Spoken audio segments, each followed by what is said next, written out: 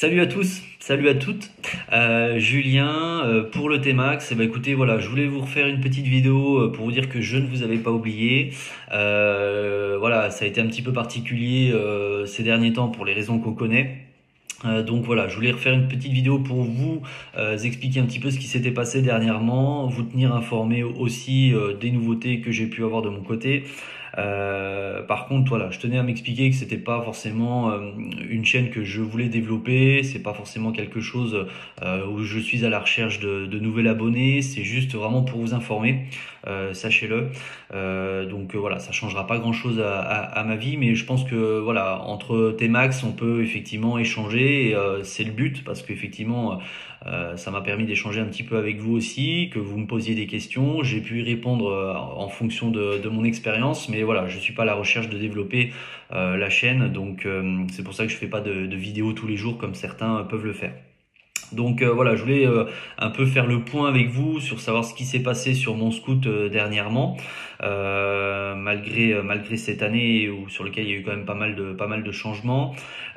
Tout simplement, c'est que au niveau du Power Commander, donc je rappelle pour ceux qui ne savent pas forcément, le Power Commander c'est un boîtier qui optimise en fait le mélange air-essence dans le moteur et également l'allumage. Je précise l'allumage qui fait qu'en fait, si vous voulez, ça permet de gagner des chevaux. Je dirais sainement, parce que voilà, je voulais éviter de passer par un changement d'embrayage, de vario, etc., etc.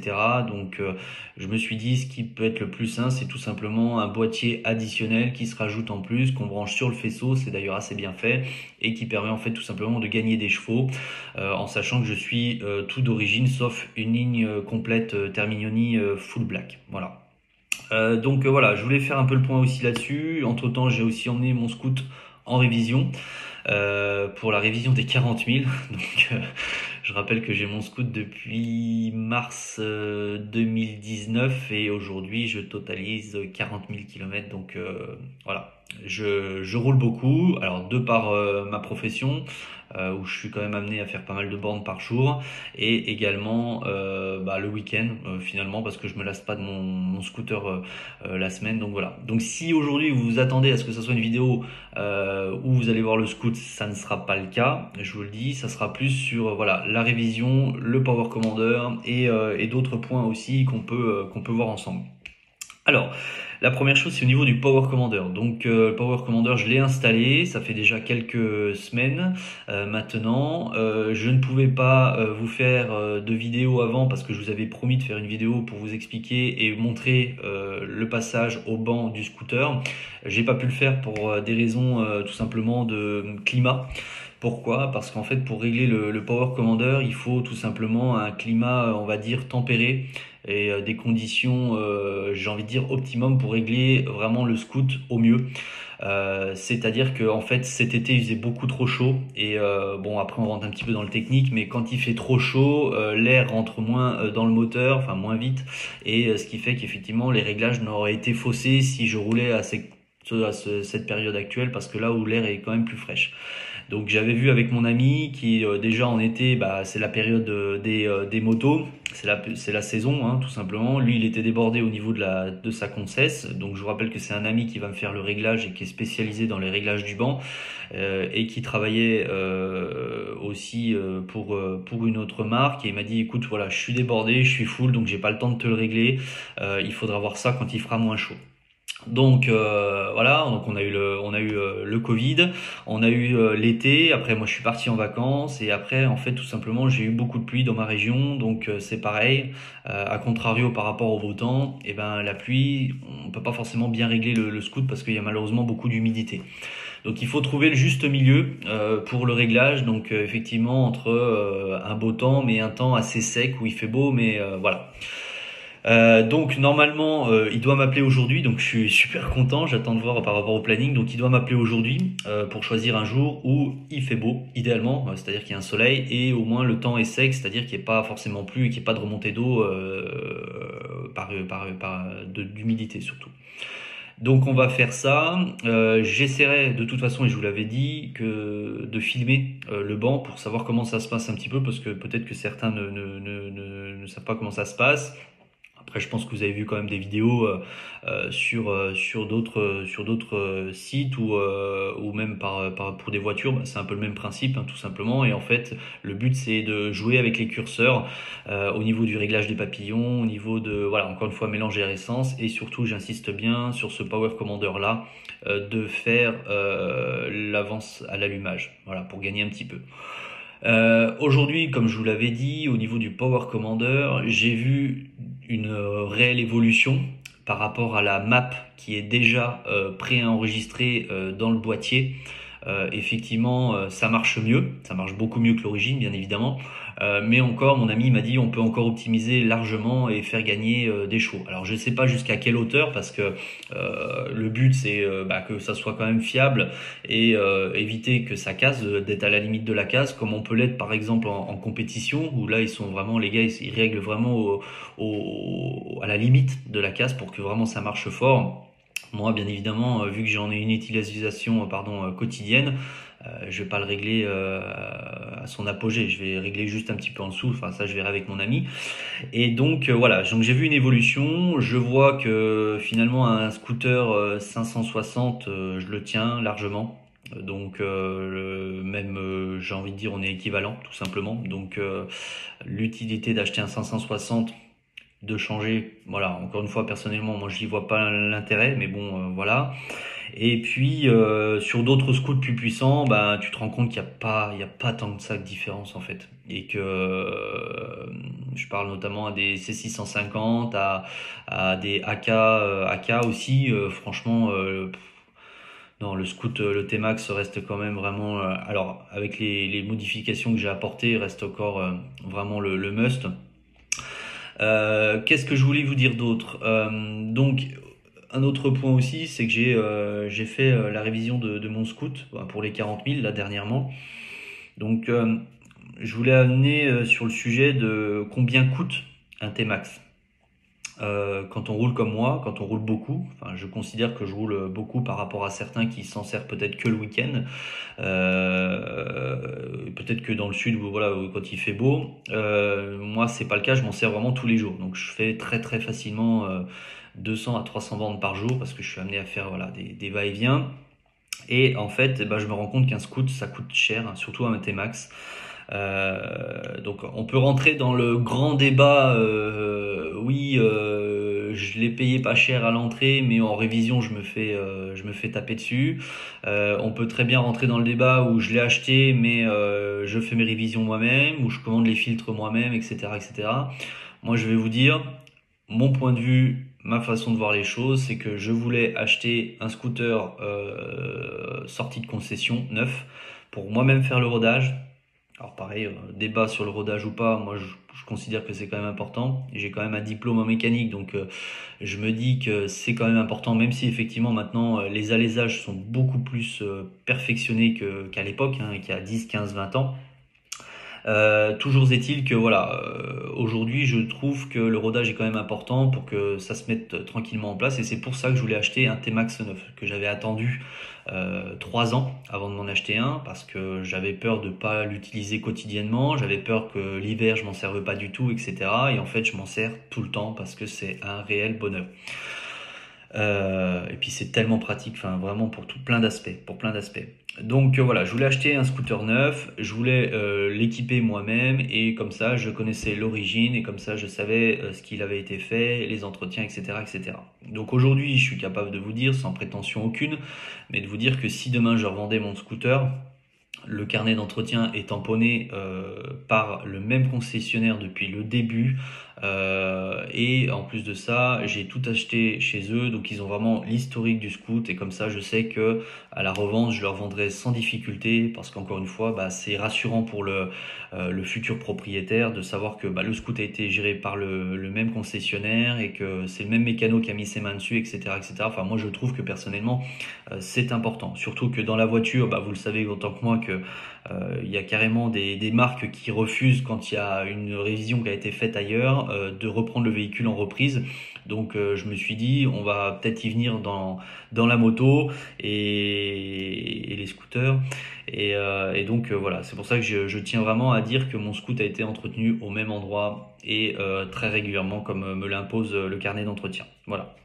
Donc ça c'est fait, mais encore une fois, pour revenir au niveau du coût que ça peut avoir, ça coûte, je trouve, extrêmement cher. Déjà à la base, le scout est pas donné, il faut se le dire. On est tous à dire qu'effectivement c'est un scout qui est cher. Les prestations et les résultats font que on ferme notre bouche parce que effectivement le scout marche tellement bien, que c'est tellement agréable de rouler avec, que c'est tellement pratique, que on peut aussi bien aller chercher la baguette de pain qu'aller au travail avec, etc., etc. C'est génial. Donc ça nous fait un peu fermer notre bouche, faut le dire. Mais d'un autre côté, il faut dire aussi que l'entretien coûte super super cher. Alors je sais qu'il y en a qui vont pouvoir dire ouais mais attends moi je paye pas ci, moi je paye pas ça, je veux pas rentrer dans ce débat là parce qu'en fait moi j'ai pas le choix, je fais en fonction de mon concessionnaire, donc s'il me dit Julien c'est ce prix là, moi bête et discipliné je paye ce prix là. On connaît tous voilà après un mécano qui peut faire ça moins cher etc. Moi c'est pas ce que je voulais, moi je veux facture, tampon, Yamaha, terminé, basta. Et donc, en passant par là, ouais, tu payes. Et je m'attendais pas à ça parce que je trouve qu'il n'y a pas assez de retours par rapport à ceux qui ont des T-Max ou qui peuvent faire des vidéos là-dessus. On dit pas les choses, mais en fait, je me mets à la place de quelqu'un qui aurait l'intention d'en acheter un, sans pour autant lui faire peur, sans pour autant le refroidir, mais c'est quand même un sacré budget. Je parle notamment de ma révision des 40 000 parce que c'est celle que j'ai en mémoire vu que je l'ai fait là il y a quelques jours. Je suis sorti sur une révision à 1300 euros. 1300 euros. Et encore, elle aurait dû me coûter beaucoup plus cher parce que en fait j'avais un avoir chez eux. Je vais vous expliquer pourquoi. Alors, déjà, qu'est-ce qui s'est passé au niveau de la révision? Tout simplement les 40 000, les gars, c'est là où on désosse tout le scoot, c'est-à-dire réglage soupape, donc on démonte les carénages, vous savez autant que moi déjà qu'il y a de la main-d'œuvre, etc. Ensuite, on fait l'embrayage, après on fait les galets, après on fait la courroie. Enfin, tout ça, bon voilà, c'est de la main-d'œuvre, je le comprends, je le conçois, et plein d'autres petits réglages. Moi, en plus de ça, il s'avère que je suis tombé sur plaquette avant, plaquette arrière, pneus avant, enfin les trains de pneus tout simplement. Et vu que j'aime bien mettre du haut de gamme, de la qualité, voilà, tu prends les trains de pneus qui sont malheureusement onéreux. Mais bon, c'est voilà, tu tombes pas non plus et tu tiens sur la route. Et puis j'avais aussi demandé une petite spécificité, c'est-à-dire qu'en fait moi sur ma ligne Terminoni, en fait j'avais dû peut-être certainement vous le montrer, je frottais en fait en bas quand je prenais des virages assez importants et avec un gros freinage sur l'angle et ça frottait. Et en fait j'ai été obligé de rajouter une plaque vraiment qui est assez bien faite, hein, bien évidemment c'est pas vulgaire, mais une plaque en fait qui rajoute de la matière parce que sinon a fortiori j'allais percer le pot.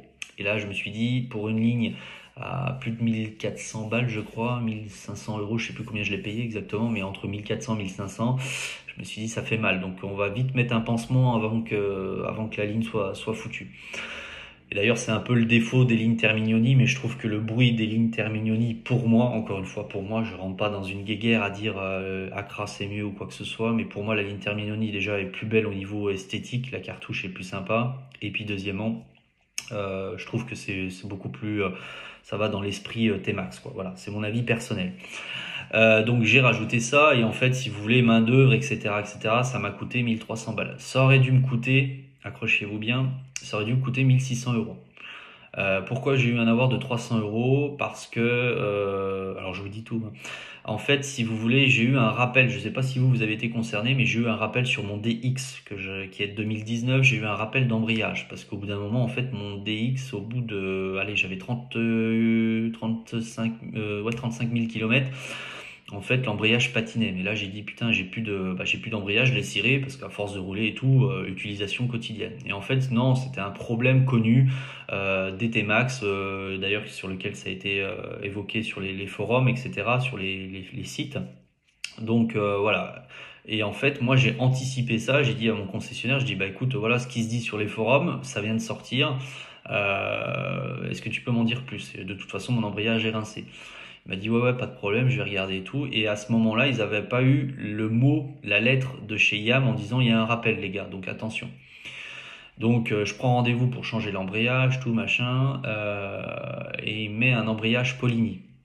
Parce qu'apparemment, les embrayages Polini sont un petit peu plus épais au niveau de la garniture. Et encore une fois, moi, j'aime pas faire ce que les autres font, à mettre du mal aussi, etc. J'ai dit, moi, je pars sur la marque Polini, que je connaissais quand j'étais gamin. Et pour moi, ça a toujours été fiable et correct. Donc, ça m'allait bien. Je m'étais un peu renseigné de mon côté. J'ai dit, ouais, Polini, ça m'ira parfaitement.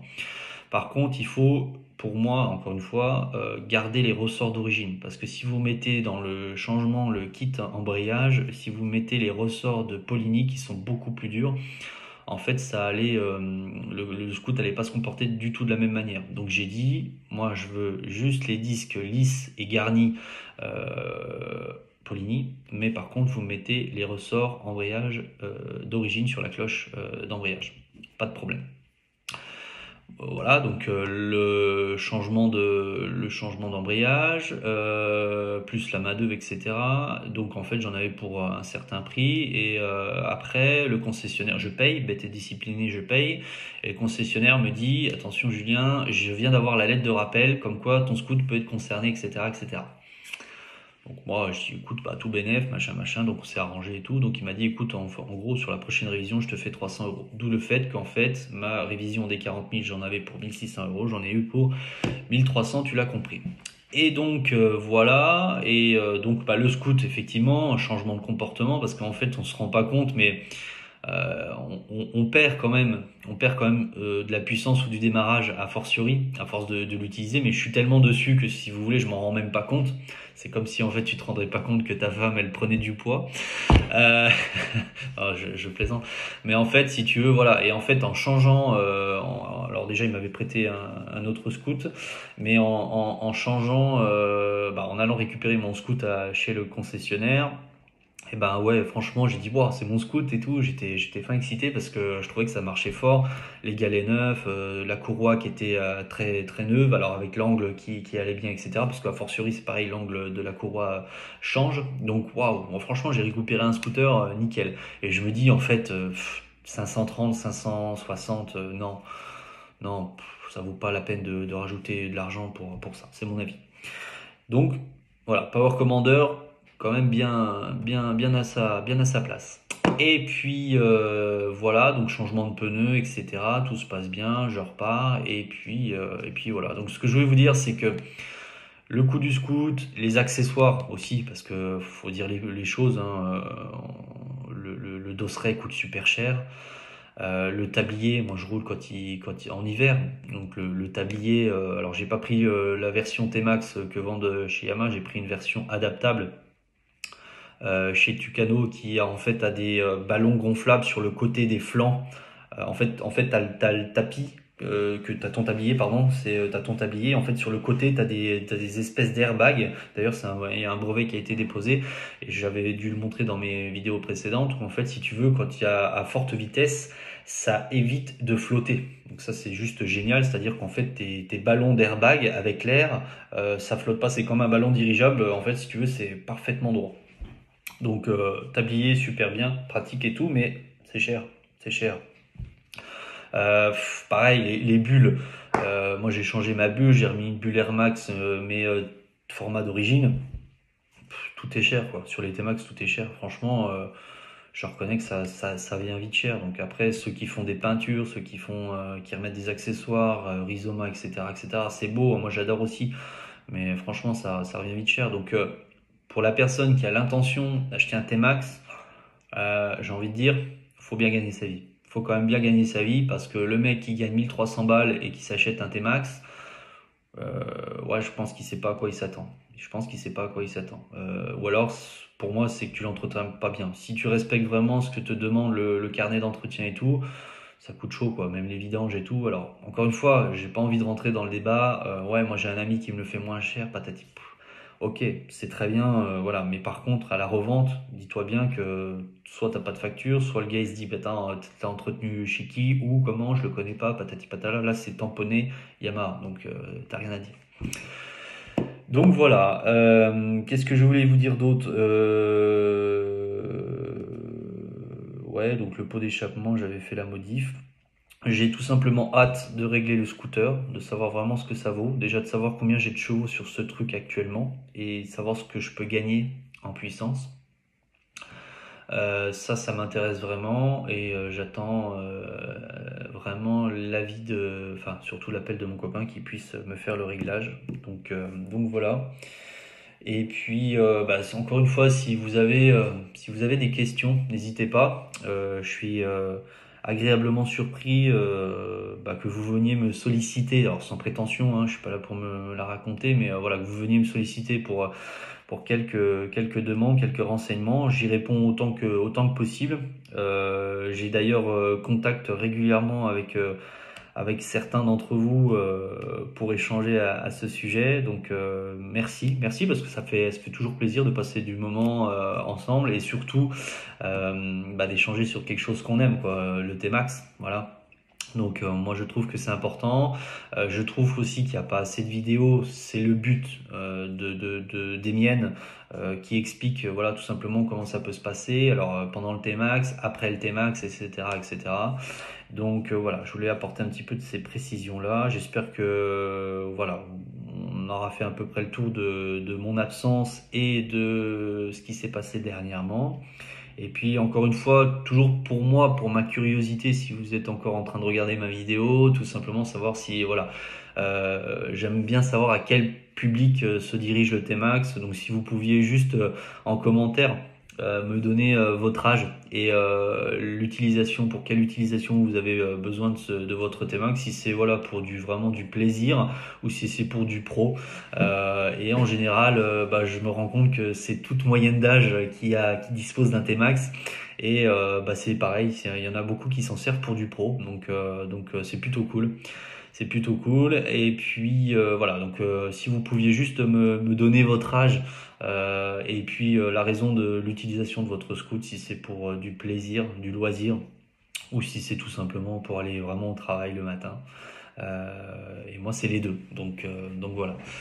Et puis si vous êtes aussi pas loin de la région de Dijon, c'est avec grand plaisir que j'aimerais qu'on organise peut-être des balades, des choses comme ça peut être sympa. Donc voilà, écoutez, je reste ouvert à toutes vos questions. Merci pour avoir regardé la vidéo et puis la prochaine fois, j'espère vraiment vous montrer le banc à l'essai. Allez, ciao, salut les gars.